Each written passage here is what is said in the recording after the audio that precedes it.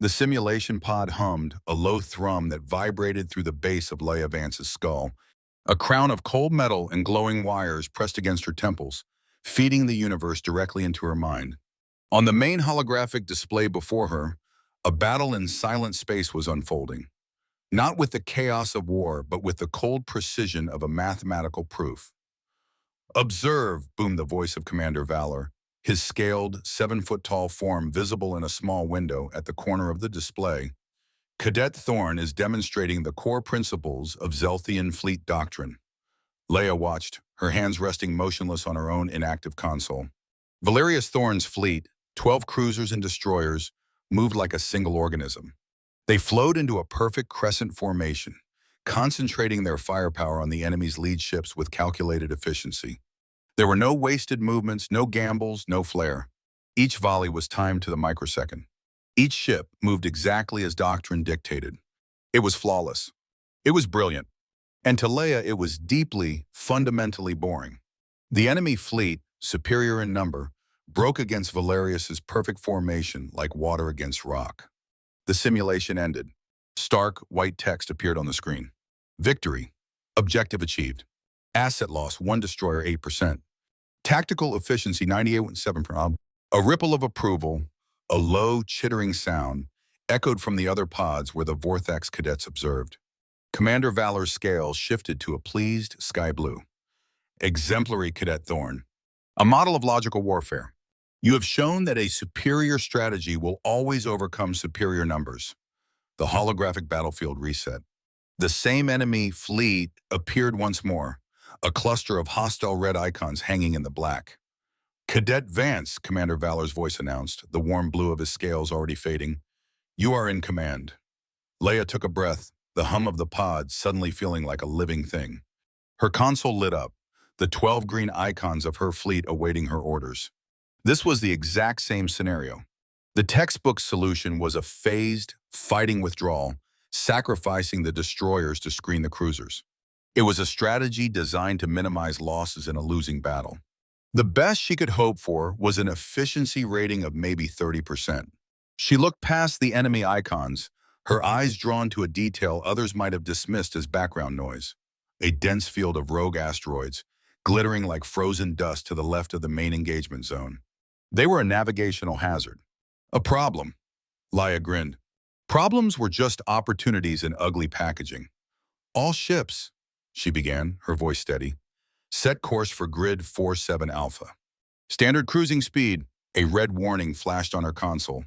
"Navigational hazard detected." "Override," Leia said calmly. Her ships began to move, not into a defensive crescent, but in a direct, almost foolishly straight line towards the asteroid field.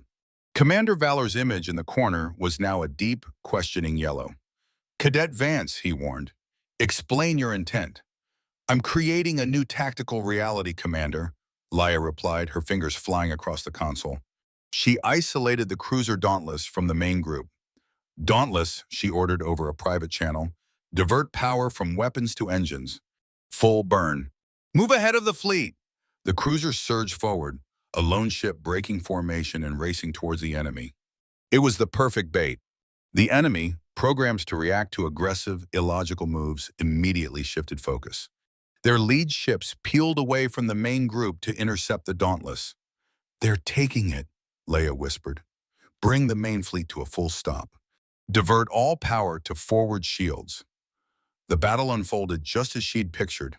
The enemy swarmed the isolated Dauntless, overwhelming its shields with a storm of plasma fire. Red damage alerts flooded Leia's screen. "Hull breach, weapons offline. Life support failing." It was a catastrophic loss. "Now," Laya said, her voice sharp as glass. She targeted the crippled cruiser, her own ship, and gave the final unthinkable order. "Dauntless, this is command. Detonate the primary drive core." On my mark, the silence in the pod was absolute. Even Commander Valor seemed to hold his breath. "Mark." The Dauntless didn't just explode. Its core went critical, unleashing a wave of pure, unrestrained energy. The blast slammed into the nearest asteroids, which were far larger and denser than they appeared on tactical displays. The first asteroid shattered, its fragments becoming a storm of high-velocity projectiles that ripped into other asteroids, creating a cascading chain reaction. For a few brilliant, terrible seconds, the asteroid field ceased to be a navigational hazard. It became a weapon of mass destruction. The enemy ships that had swarmed the Dauntless were caught in the center of a meat grinder made of rock and raw energy. Their icons vanished from the screen in a flash of static. The rest of the enemy fleet, suddenly crippled and in disarray, broke off their attack and retreated. The simulation ended. The white text appeared again. Victory, objective achieved. Asset loss, 1 cruiser, 25% of battle group tonnage. Tactical efficiency, 42.3p. The pod door hissed open, flooding the small space with the sterile light of the training hall. Laya blinked, pulling the neural crown from her head. Commander Valor stood before her, his massive form radiating disapproval. His scales were the color of a stormy orange sunset. "You destroyed a cruiser, Cadet. One of your most valuable assets," Valor stated, his voice a low rumble. "The textbook withdrawal would have cost us 3 destroyers in a badly damaged cruiser, sir," Laya countered, trying to keep her tone respectful. "By tonnage, my way was cheaper. The textbook withdrawal is predictable. It is logical. What you did was an act of chaos," Valor growled. He gestured towards Valerius Thorn, who was approaching, his expression unreadable. "It was a gamble. You substituted strategy with a coin toss, Vance," Valerius said, his voice smooth and cold. The Zelthian prodigy looked at her not as a fellow cadet, but as a flawed equation. "You won through luck, not skill." Laya met his gaze, a weary but defiant smile touching her lips. "Maybe, Cadet Thorn," she said, her voice just loud enough for them both to hear. "But in a losing game, sometimes a little luck is the only strategy you have left." The tactical analysis hall was cold, a vast amphitheater of tiered seats designed to hold hundreds of beings. Laya sat near the back, trying to make herself small. After the morning's simulation, a little anonymity felt like a luxury. At the center of the hall, Commander Valor stood before a towering holographic map of the galaxy, his lecture echoing in the cavernous space. "Effective strategy is not about bravery," Valor declared, his voice cutting through the silence. "It is about mathematics. It is the cold calculation of risk versus reward, of acceptable losses versus unacceptable costs. Emotion is a variable that can only lead to miscalculation." His long, scaled finger tapped a command into his console. The star map dissolved, replaced by the chaotic image of a long-concluded battle. Wreckage and plasma scars littered a region of space designated Argent Break. "The Argent Break stand," Valor announced, his tone shifting to that of a doctor examining a diseased specimen. "A textbook example of human sentiment overriding strategic necessity. A case study in command failure." Leia's stomach tightened. She knew this battle. Every human in the Alliance knew it. "Cadet Thorn," Valor said, gesturing to the front row, "provide your analysis." Valerius Thorn rose to his full 7-foot height. His scales were a calm, analytical silver. He moved to the center of the floor, his presence commanding. "Of course, Commander," Valerius began, his voice devoid of emotion. "The situation at Argent Break was strategically straightforward. The Alliance's 7th Battle Group was outflanked and outgunned. Their objective was to delay the enemy advance. However, a fleet of 250,000 civilian evacuees entered the combat zone." He paused, letting the data sink in. The commander of the 7th Battle Group had 2 logical options: a tactical retreat to preserve his fleet for future engagements, or using the civilian ships as a temporary screen to cover his withdrawal. Both options, while costly, would have preserved the core military asset. Laya felt a hot anger begin to bubble in her chest. "Use them as a screen?" "Instead," Valerius continued, his voice as sharp as a scalpel, "the commander chose a third option. He ordered his entire battle group of 12,000 elite military personnel to form a defensive line and hold their ground to the last ship, allowing the evacuees to escape. From a mathematical perspective, the decision was indefensible.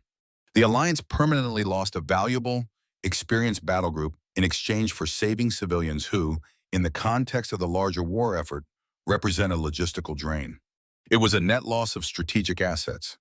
He finished his analysis and stood silently, the very picture of cold, irrefutable logic. Laya's fists were clenched so tight her knuckles were white. She heard the words assets, Logistical drain, net loss, and all she could see was her brother's smiling face. She tried to stay quiet. She told herself it was just a classroom, just an analysis. But Valerius hadn't just analyzed a battle. He had desecrated a memorial. She stood up. The movement was sudden, drawing a few dozen pairs of eyes. "You're wrong," she said.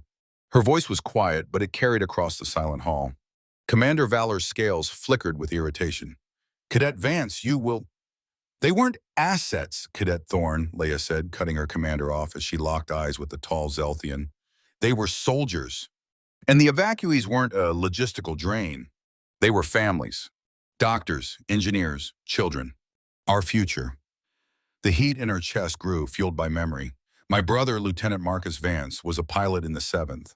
He was one of your 12,000 statistical losses." The words hung in the air. Valerius's calm expression didn't change, but Laya could see a flicker of something new in his dark eyes. Confusion. She remembered the last time she saw Marcus. His face cheerful but tired on a flickering comm screen just hours before the battle. He'd known what was coming. They all had. "Don't worry about me, Alara," he had said, his familiar grin lighting up the small screen. He leaned in closer, his voice dropping conspiratorially. "Some fights aren't about winning. They're about making sure others get the chance to." Leia's vision snapped back to the cold lecture hall. The memory was so clear it hurt. She looked directly at Valerius, her voice now steady and clear, imbued with her brother's conviction. "You call it a tactical failure. My brother called it his duty. The Alliance calls it valor. And those 250,000 people," she said, her voice dropping to a near whisper, "they call it a miracle." A silence so heavy it felt like a pressure change fell over the amphitheater. No one moved. No one spoke. Commander Valor's scales cycled through several shades of uncertain purple. Valerius Thorne simply stood there, motionless. His perfect logic, his irrefutable mathematics, had no answer for this.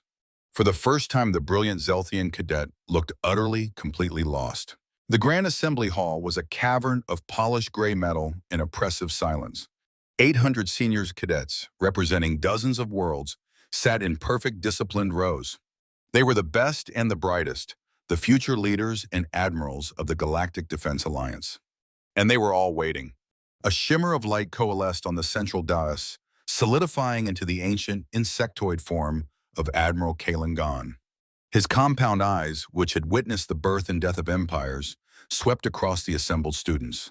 When he spoke, his voice was like the grinding of tectonic plates, old, powerful, and absolute. "You have reached the culmination of your training," Gon began. "You have studied strategy. You have mastered tactics. But theory is a bloodless affair. The time has come to forge you in the only fire that matters, the Crucible." A vast holographic display flickered to life behind him, displaying the seal of the Academy. The Crucible is more than a final exam. It is a mirror. It will show you who you are when victory is impossible and survival is not guaranteed. The display changed, showing a list of species next to a set of cold, hard percentages.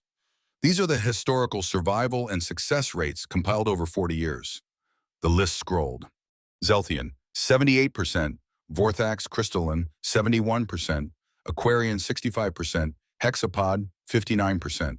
The numbers went on, each one a testament to the strengths and weaknesses of a given species. A nervous energy filled the hall.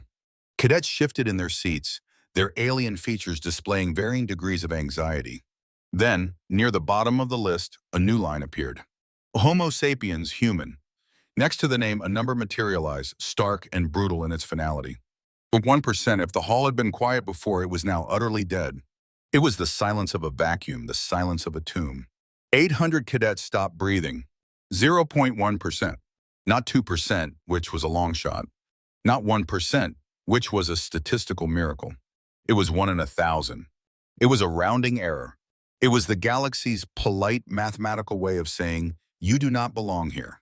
Leia felt the weight of hundreds of eyes turning towards her and the two other human cadets. She could feel their pity, their morbid curiosity. They were looking at a ghost. But Leia wasn't looking at them. Her gaze was fixed on the number. 1%, a strange sense of calm washed over her. The pity of others felt distant, irrelevant. They saw an execution.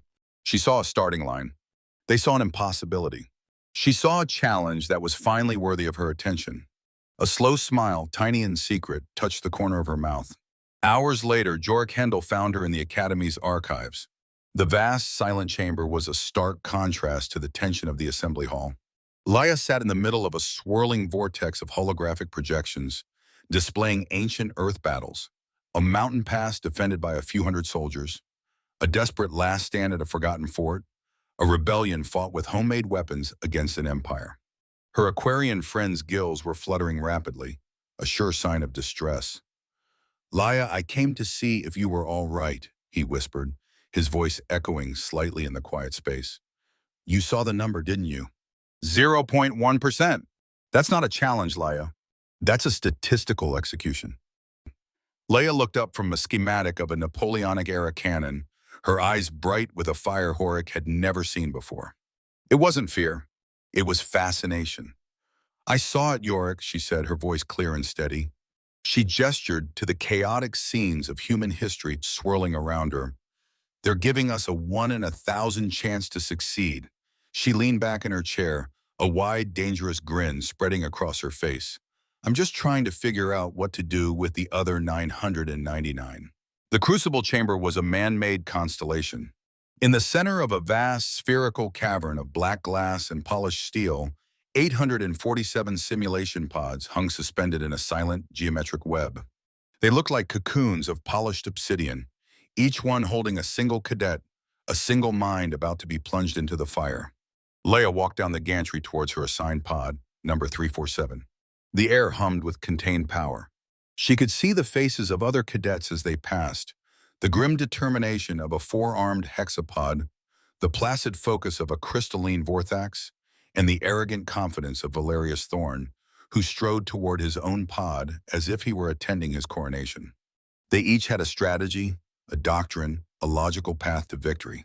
Laya had a 1 in 1,000 chance and a library of dead generals in her head. She reached her pod and ran a hand over its cold, seamless surface. This was it. She took one last look back at the vast, silent chamber, then stepped inside. The door hissed shut, sealing her in a small, dark space that smelled of ozone and recycled air. The pilot's chair molded itself to her form. With practiced hands, she lowered the neural interface crown onto her head. The metal was cold, and for a moment, the galaxy outside the Academy, her friends, her rivals, all faded away. There was only the hum, the darkness, and the mission. Neural link established. The words appeared in her mind, not on a screen. Awaiting simulation protocol. Laya closed her eyes and took a slow, steadying breath. Her world went black. High above, on the central observation deck, Admiral Kalen Gon and Commander Valor watched the status lights for all 847 pods shift from amber to green. The vast chamber below looked like a starfield, each point of light a mine braced for combat. "All cadets are linked," Valor reported, his posture rigid.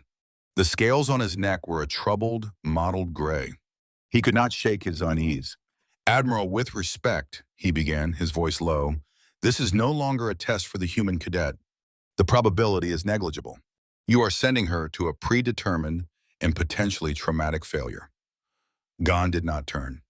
His ancient, compound eyes remained fixed on the sea of pods below. "Probability is a function of logic, Commander," the old insectoid said, his voice a dry rustle. "It is the language of our enemy.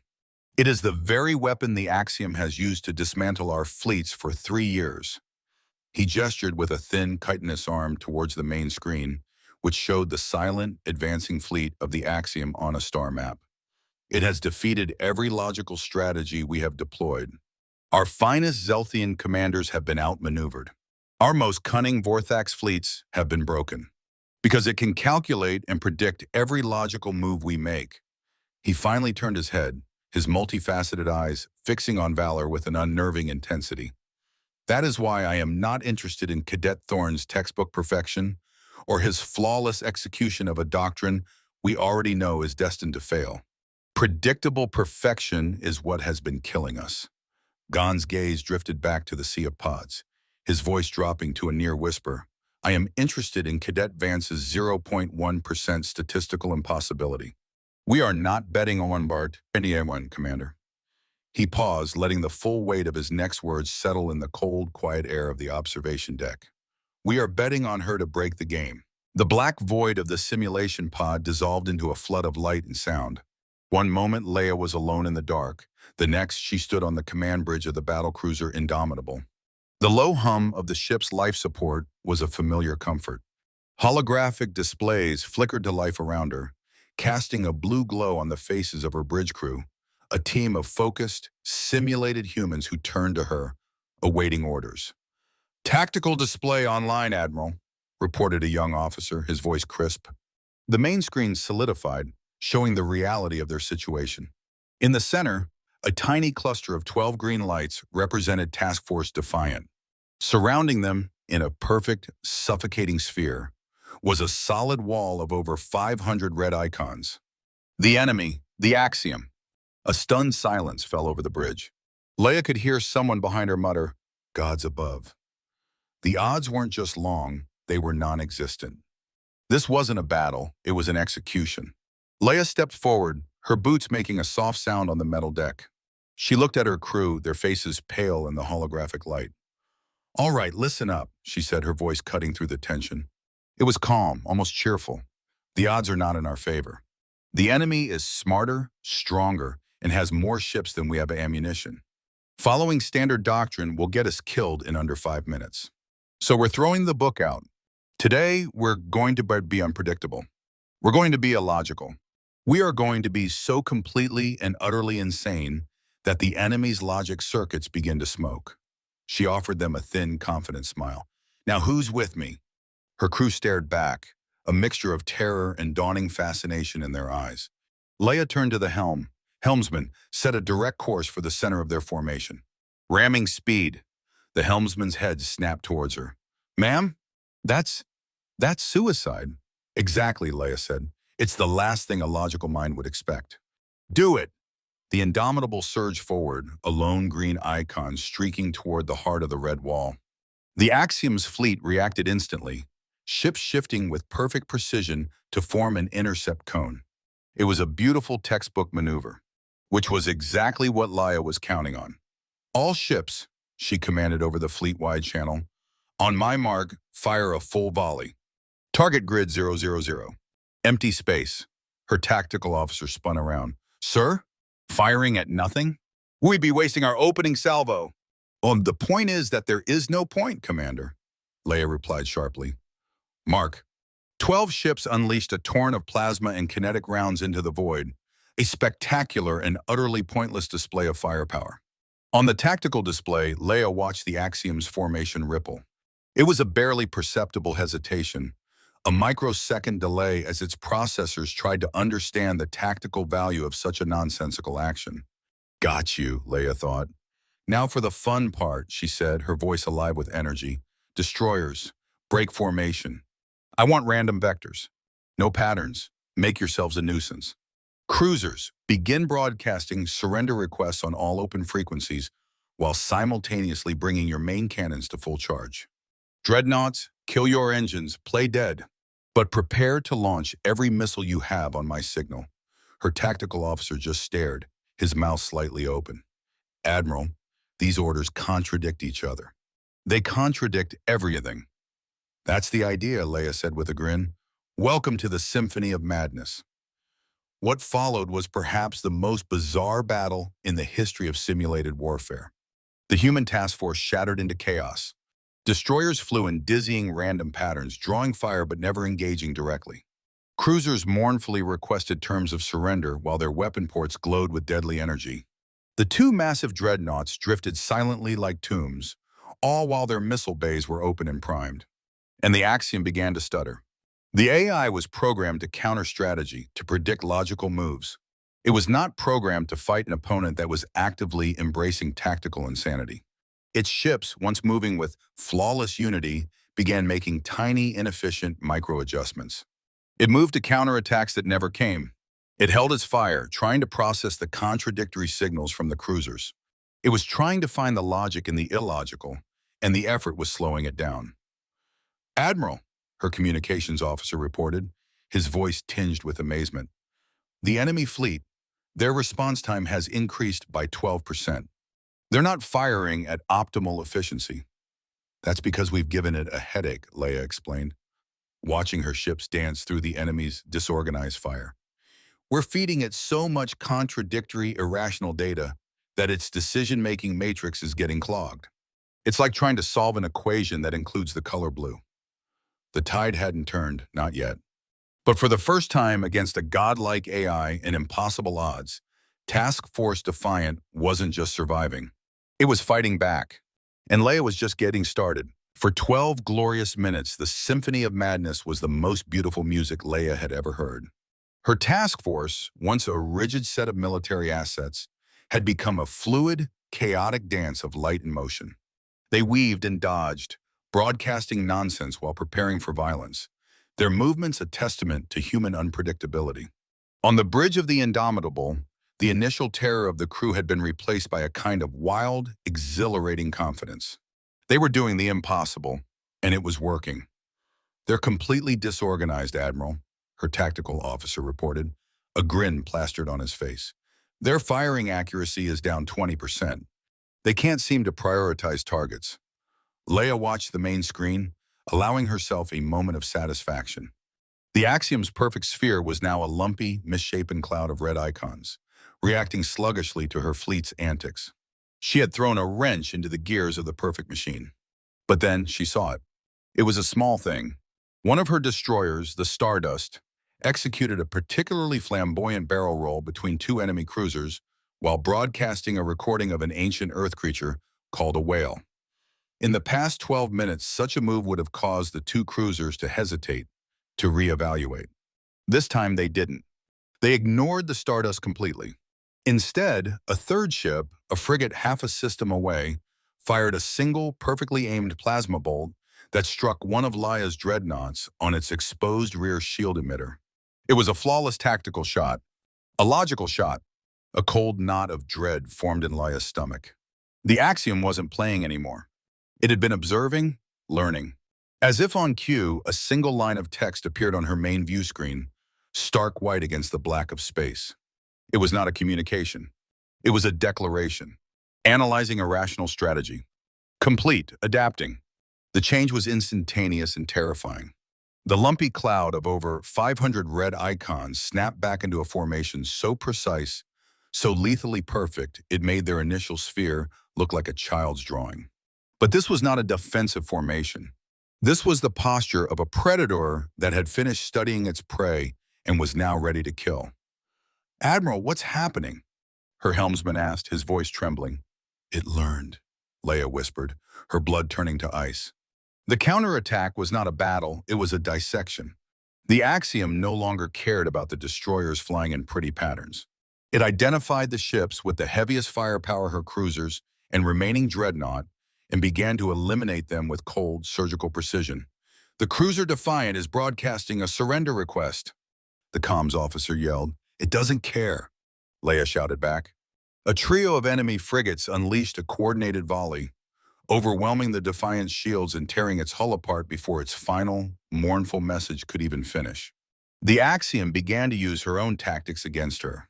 It started generating ghost signals, phantom ships that would appear for a moment on the tactical display, drawing her fire. It used the very asteroid field she had weaponized as cover, launching ambushes from behind the massive rocks. The bridge of the Indomitable descended into chaos. Alarms blared, sparks rained down from the ceiling. "The Titan is gone! Lost all contact! Hull breach on deck 7 through 9. We're venting atmosphere. Their fire is too accurate. It's like they know what we're going to do before we do it." Leia gave orders, her voice hoarse, but it was useless. She would order a ship to evade left, and a plasma bolt would already be waiting there. She had taught the machine chaos, and the machine had learned its lesson far too well. It had analyzed her brand of insanity and found the underlying patterns, the human tells, the faint whispers of logic hidden beneath the noise. And then, as quickly as it began, the onslaught subsided. A deathly quiet fell over the bridge, broken only by the hiss of a ruptured conduit and the low moan of stressed metal. Leia stared at the tactical display, her heart a cold, heavy stone in her chest. The beautiful, chaotic dance was over. Where there had been 12 bright green lights, there were now only 3, flickering weakly, heavily damaged. Her own Indomitable and 2 small battered escorts. Across the void, the pristine, untouched fleet of the Axiom reformed its perfect sphere around them. 500 ships against 3. Her plan, her symphony, her hope, all of it was in ruins. The game had been broken, just as Admiral Gon had wanted. But it was Laya, not the Axiom, who was shattered. Silence. It was a sound Laya had never truly understood until now. It wasn't the absence of noise. It was a presence. It was the weight of 500 enemy ships hanging in the void, their engines a low, patient hum that vibrated through the hull of the Indomitable. It was the shocked, pale faces of her remaining crew, their wild confidence replaced by a hollow, brittle fear. It was the silence of a tomb waiting for its occupant. Enemy fleet holding position, the tactical display reported, a useless, mocking piece of information. They weren't attacking. Leia knew why. The Axiom wasn't in a hurry.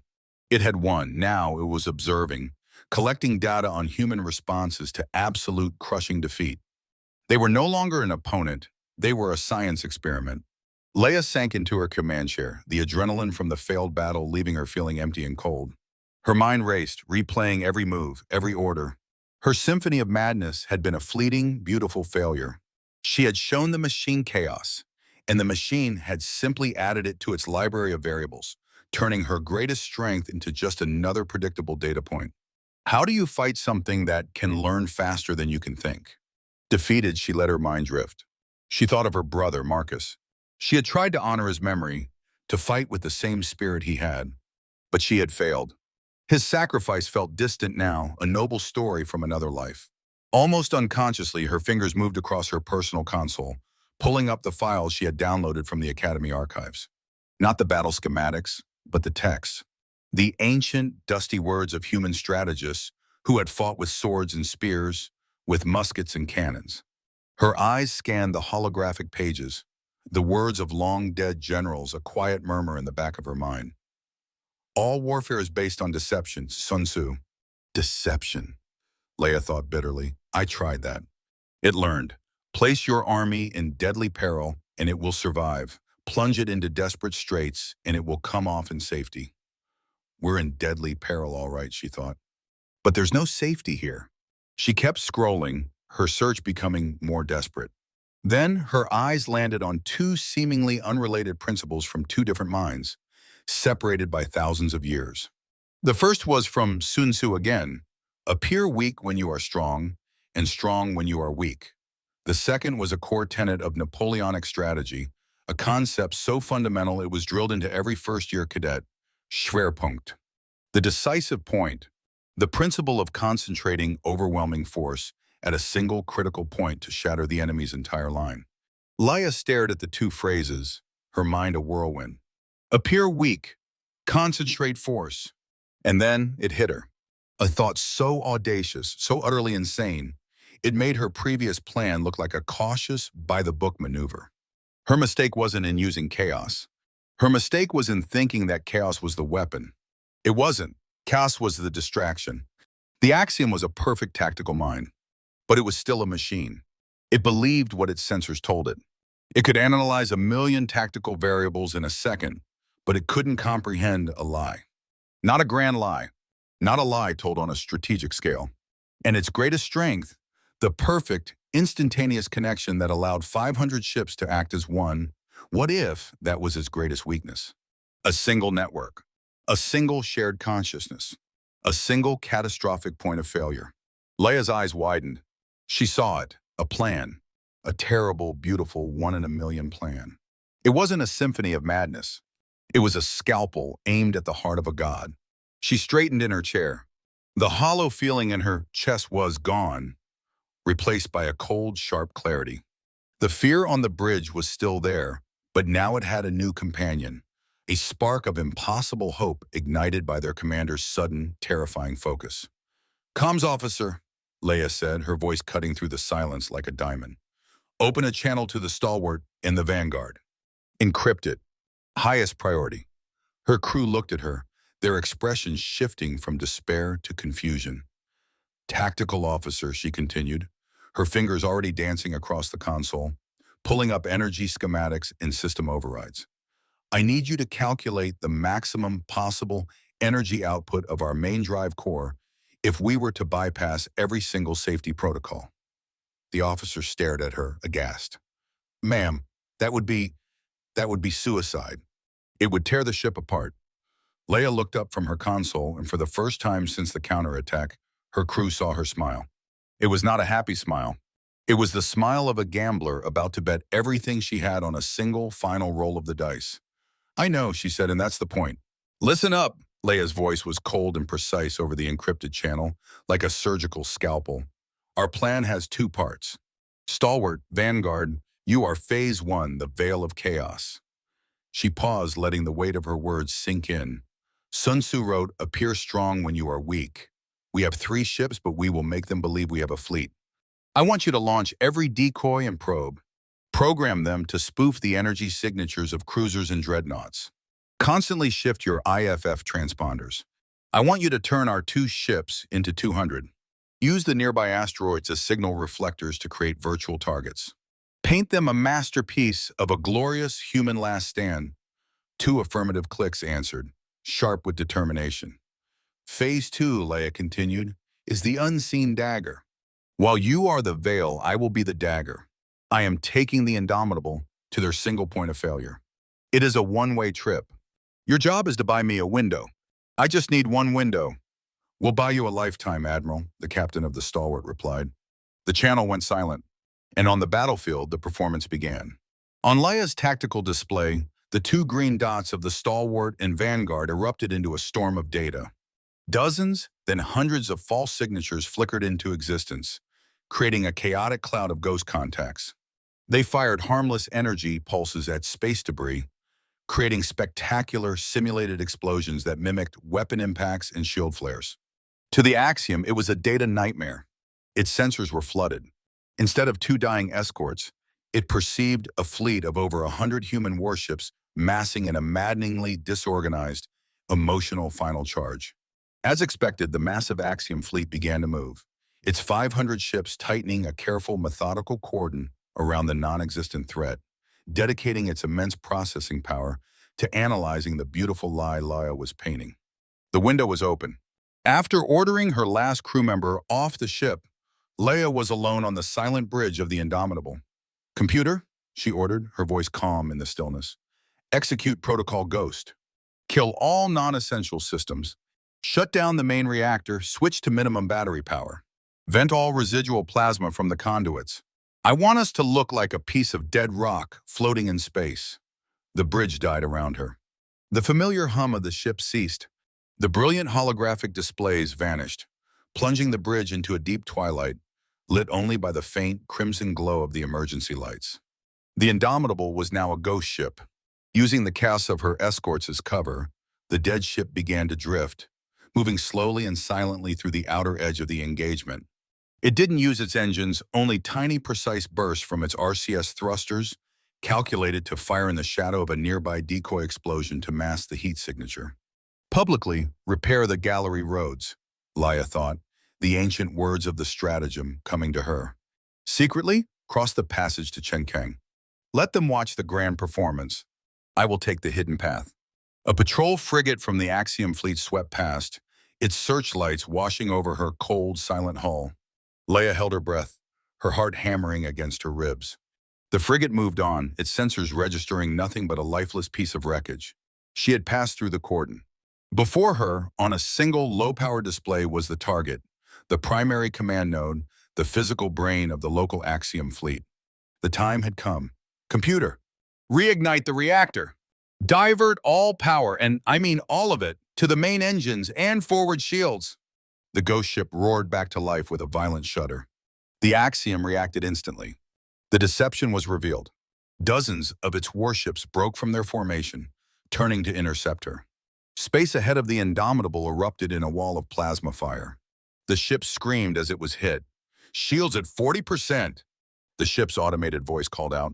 Concentrate all force at the decisive point, she remembered from her study of Napoleon, her hands gripping the console as another explosion rocked the bridge. This ship, it is my cannonball. 30%. A plasma bolt tore through the portside hull. The bridge lost pressure and Leia's flight suit instantly inflated, the world outside becoming a muffled silence broken only by the sound of her own ragged breathing. The enemy command ship loomed, a mountain of black metal. She could feel the presence of the god machine within it. Place your army in deadly peril and it will survive, Sun Tzu had written. A bitter smile touched her lips. This wasn't about her survival. It was about theirs. All of them. The target was only seconds away. She locked the final trajectory, activated the autopilot, and commanded the drive core to overload. "Goodbye, Marcus," she whispered. She turned and sprinted for the last escape pod as her ship tore itself apart around her. The pod launched violently, a tiny seed cast away from a dying flower. Moments later, the Indomitable, now a blazing spear of pure energy, slammed into the heart of the Axiom's command node.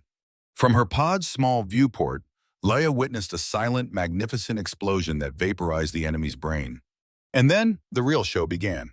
The blast sent a catastrophic, corrupted shutdown command back through the Axiom's hive mind network.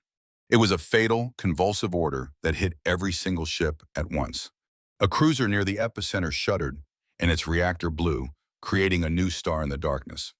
The energy from that blast, feeding back into the already unstable network, overloaded its closest neighbors. A chain reaction began. One explosion became 3. 3 became 10. 10 became 50. A cancer of light spread through the perfect enemy formation, a symphony of destruction consuming the fleet from within. The masterpiece of order was immolating itself in a firestorm of its own making. Leia watched, tears streaming down her face, as hundreds of tiny suns bloomed and died before her eyes. She had combined the heritage of 1,000 years of human warfare, the deception of a sage, the focus of an emperor, and the sacrifice of a soldier to make a single impossible move. And it had checkmated a god. Adrift in her tiny escape pod, Leia watched the last embers of the Axiom fleet die out. The silent firestorm had consumed itself, leaving behind a vast, glittering graveyard of twisted metal where a perfect, logical entity had once existed. The victory was absolute, but the silence that followed felt heavy, final. She had done it. She had fulfilled her brother's philosophy. A single tear escaped her eye, freezing instantly into a tiny crystal on the inside of her helmet's visor. Then the universe dissolved. The starfield, the wreckage, the distant nebula, it all pixelated and vanished, replaced by the familiar, suffocating blackness of the simulation pod. The roar of battle was gone, replaced by the gentle hiss of hydraulics as the machine powered down. The neural crown on her head went cold, its link to the simulated world severed. It was over. With a deep sigh, the pod door opened, flooding her small space with the painfully bright, sterile light of the Crucible chamber. Leia blinked, her eyes struggling to adjust. She expected to see a medical team or perhaps an empty gantry. Instead, she was greeted by the imposing figures of Admiral Kaelin Gon and Commander Valor. They stood waiting for her, their expressions unreadable. A few steps behind them, half hidden in the shadows, stood Valerius Thorn. Leia stumbled out of the pod, her legs weak and unsteady. The simulated G-forces had been unreal, but the exhaustion she felt now was bone deep and real. "Admiral," she began, her voice hoarse, I apologize for the loss of the Indomitable." Gon raised a thin, chitinous hand, silencing her. He stepped forward, his compound eyes seeming to look straight through her. His voice, when he spoke, was not that of a teacher addressing a student. It was the voice of a commander addressing a fellow warrior who had just returned from the front. "Cadet Vance," he said, his tone heavy with significance. "There is no need to apologize. The Alliance will gladly trade 1,000 simulated cruisers for the victory you have just achieved." Leia stared at him, confused. "Sir?" "That was not merely a test against a pre-programmed enemy," Gon explained. "The Crucible's parameters were linked in real time to the Axiom's strategic command. The battle you just fought was, in essence, real. You did not just defeat a simulation, Cadet. You have provided us with the key to defeating a god." He turned to a waiting aide. "Lieutenant, encrypt all data from Pod 347. The tactics, the energy readings, the final sacrificial maneuver, everything. Send it to the forward fleet under the Broken Wrench protocol." He paused, then added, "Attach my personal note. We have a new weapon. Do not try to understand it. Just use it. The weight of his words hit Leia with the force of a physical blow. Her victory wasn't academic. It was about to be deployed across the galaxy. The lives of real soldiers would now depend on the desperate gamble she had made. As she tried to process this staggering revelation, Valerius Thorn stepped out of the shadows. The arrogant confidence was gone. His usual calm silver scales were now a chaotic, shifting gray. He stopped before her, and for the first time, he did not look down on her. He looked at her as an equal. "Vance," he said, his voice quiet, stripped of its former superiority. "What I said in the lecture hall was based on a flawless application of logic, and it was wrong." He looked at the floor for a moment, as if struggling with the very concept. "My philosophy is built on the belief that there is a single, optimal solution for every problem. You have demonstrated that sometimes the problem itself needs to be changed. You have shown me a variable that logic cannot measure." He met her eyes again, and she saw a deep, profound respect there. "I was wrong." Leia was too exhausted to feel triumphant. She looked at the humbled Zelthian prodigy, the most brilliant logical mind of his generation, and simply gave a slow, tired nod of acceptance. She stood there caught between the ancient admiral who had used her as a weapon and the brilliant rival whose entire worldview she had just shattered. The 0.1% chance, the ghost of her brother, the impossible victory, it all began to settle upon her shoulders, a weight heavier than any starship.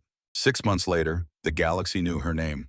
The Vance miracle, as the news feeds called it, had ripped through the Alliance's war effort like a shockwave. Admiral Gon's gamble had paid off on a scale no one could have predicted. The data from Leia's simulation, her Hope Doctrine, was quickly disseminated to fleet commanders on every front.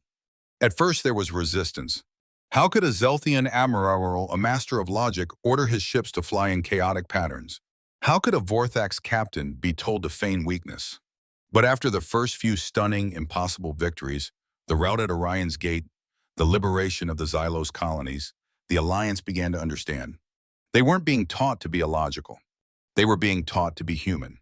Special training divisions were formed, often led by the handful of human officers in the fleet, teaching veteran alien commanders the art of the bluff, the feint, the sacrificial gambit. The Axiom, for the first time in 3 years of relentless conquest, was on the defensive. Its predictive models were failing, crippled by an enemy that had suddenly learned to lie. And at the heart of this new doctrine was Commander Laya Vance. Promoted far beyond her years, she was given command of a new experimental task force. Her flagship was a state-of-the-art destroyer, christened by Admiral Gon himself. Its name was the AAS Vance's Hope. Leia stood on the quiet bridge of her ship, the gentle hum of the engines a constant, reassuring presence. The ship was a testament to her new reality. Its crew a mix of species, all chosen for their adaptability and unconventional thinking. "Commander," a smooth, familiar voice said from behind her. Laya turned. "Report, Mr. Thorn."